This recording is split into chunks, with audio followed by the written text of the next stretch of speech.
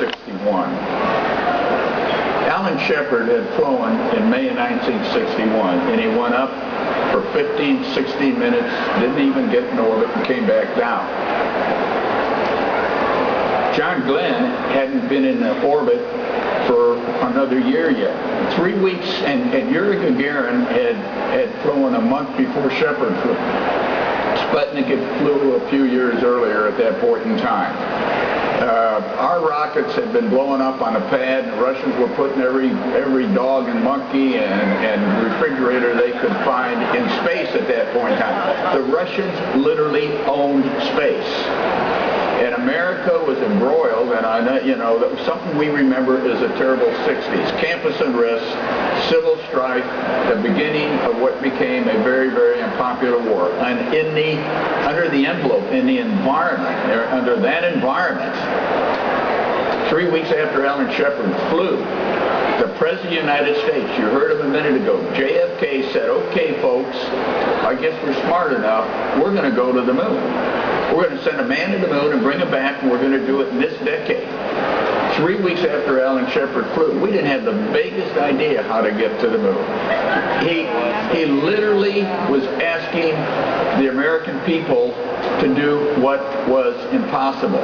He was challenging us to do what most people in this nation almost 5 decades ago didn't think could be done.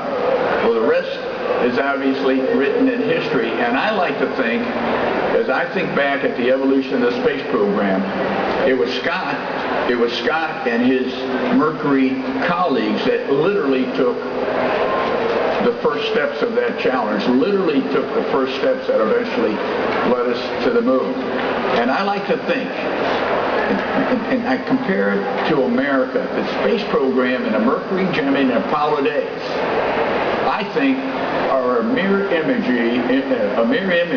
of the evolution of this country over the last 200 plus years.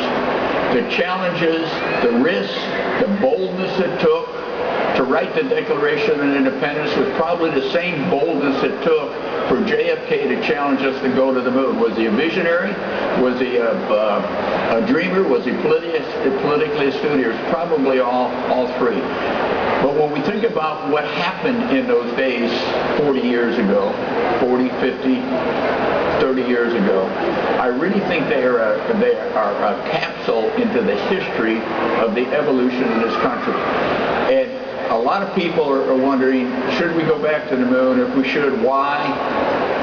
And there's a million reasons why. One, most important one, is to stimulate the hearts and the minds of these dreamers that are sitting down here in front of us. Just like the evolution of this country stimulated the minds and the hearts of those dreamers who crossed the oceans and crossed the prairies. Tom Stafford's mother crossed the plains of Oklahoma in a covered wagon and lived to see her son